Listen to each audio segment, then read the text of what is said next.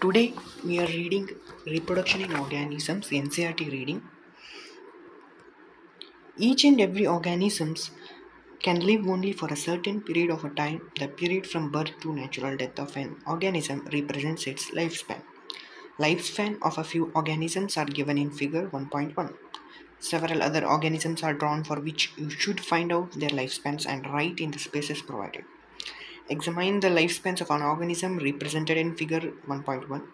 Isn't it both interesting and intriguing to note that it may be as short as few days or as long as a few thousand years? Between these two extremes are the lifespans of most other living organisms. You may note that lifespans of an organism are not necessarily correlated with their size. The size of crows and parrots are not very different, yet their lifespan shows a wide difference. Similarly, a mango tree has a much shorter lifespan as compared to a peepal tree. Whatever be the lifespan, death of every individual organism is certainty. That is, no individual is immortal, except single-celled organisms. Why do we say there is no natural death in a single-celled organisms? Given this reality, have you ever wondered how vast number of a plant and animal species have existed on Earth several for thousand years? There must be some processes in living organisms that ensure this continuity. Yes, we are talking about a reproduction, something that we taken for granted. So reproduction is defined as a biological process in which an organism gives rise to young ones of offspring similar to itself. The offspring grow, mature, in turn produce new offspring. Thus, there is a cycle of a birth, growth, and death. Reproduction enables the continuity of life species, generation after generation. You will study later in chapter 5, Principle of Inheritance and Variation, how genetic variation is created and inherited during reproduction. There is a large diversity in the biological world, and each organism has evolved its own mechanism to multiply and produce offspring. The organism's habitat, its internal physiology, and several other factors are collectively responsible for how it reproduces. Based on whether there is a participation of one organism or two in the process of reproduction, it is of two types. When offspring is produced by a single parent with or without the involvement of a gamete formation, the reproduction is asexual. When two parents of opposite sex participate in the reproductive process and also involve fusion of a male and female gametes, it is called sexual reproduction. Asexual reproduction. In this method, a single individual is capable of producing offspring. As a result, the offspring that are produced are not only identical to one another but are also exact copies of their parent. Are these offspring likely to be genetically identical or different? The term clone the term clone is used to describe such morphologically and genetically similar individuals. Example of a cell division in a unicellular organisms: budding in yeast, binary fission in amoeba. Let us see how widespread asexual reproduction is among different groups of organisms. Asexual reproduction is common among single-celled organisms and in plants and animals with relatively simple organizations. In protists and monerans, the organism or the parent cell divides by mitosis into two cells to give rise to new individuals. Thus, in these organisms, cell division is itself a mode of reproduction.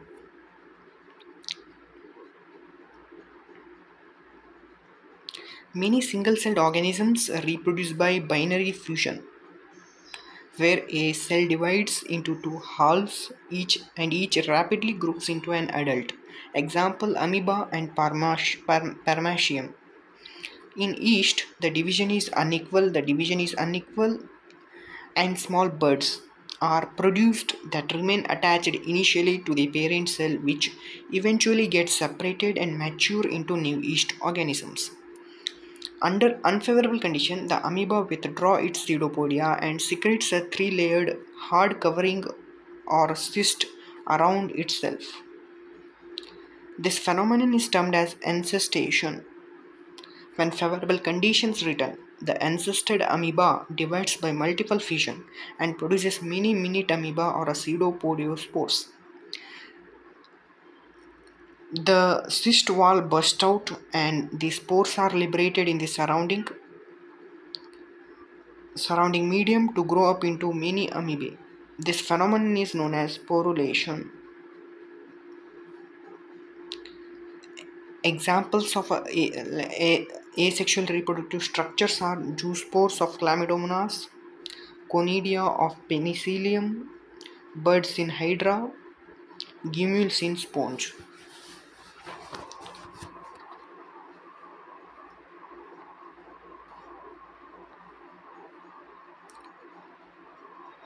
Members of the kingdom fungi and simple plants such as algae reproduce through special asexual reproductive structures.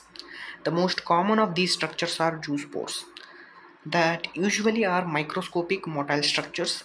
Other common asexual reproductive structures are conidia, example Penicillium, birds, example Hydra, gumules, example sponge. You have learned about vegetative reproduction in a plants in class 11th. What do you think?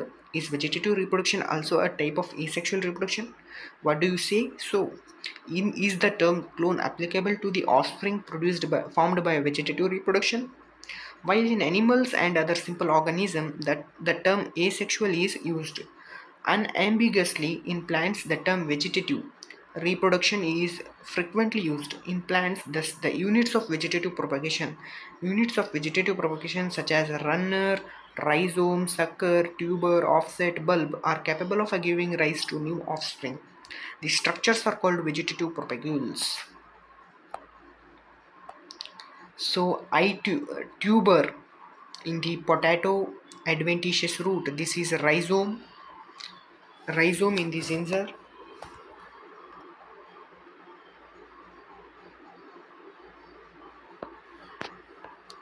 and offset in the bulbil agave.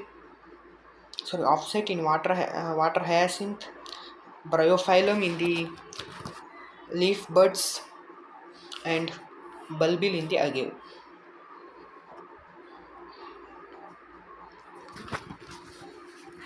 Obviously, since the formation of these structures does not involve two parents, the process involved is asexual in some organisms. If the body breaks into distinct pieces, fragments, each fragment grows into an adult capable of producing offspring. This is example Hydra. This is also a mode of asexual reproduction that is known as fragmentation. You must have heard about the scourge of the water bodies or about the terror of Bengal. This is nothing but the aquatic plant water hyacinth, which is one of the most invasive weeds found growing wherever there is a standing water. It drains oxygen from the water, which leads to the death of fishes. Fishes. Fish. You will learn more about it in chapter 39-14. You may find it interesting to know that this plant was introduced in India because of its beautiful flowers and shape of leaves. Since it can propagate you vegetatively at a phenomenal rate and spread all over the water body in a short period of time, it is very difficult to get rid of them. Are you aware how plants like potato, sugarcane, banana, ginger, dahlia are cultivated? Have you seen small plants emerging from the buds called eyes of the potato tuber from the rhizomes of banana and ginger? When you carefully try to determine the site of origin of the new plantlets in the plants listed above, you will notice that they invariably arise from the nodes present in the modified stems of these plants. When the nodes come in contact with the damp soil or water, they produce roots and new plants. Similarly, adventitious birds arise from the notches present at the margins of leaves of bryophyllum. This ability is fully exploited by gardeners and farmers for commercial propagation of such plants. It is interesting to note that asexual reproduction is the common method of reproduction in organisms that have a relatively simple organization, like algae and fungi, and that they shift to sexual method of a reproduction just before the onset of adverse conditions. Find out how sexual reproduction enables these organisms to survive during unfavorable conditions. Why is sexual reproduction favored under such conditions? Asexual means vegetative as well as sexual modes of reproduction are exhibited by the higher plants. On the other hand, only sexual mode of reproduction is present in most of the animals.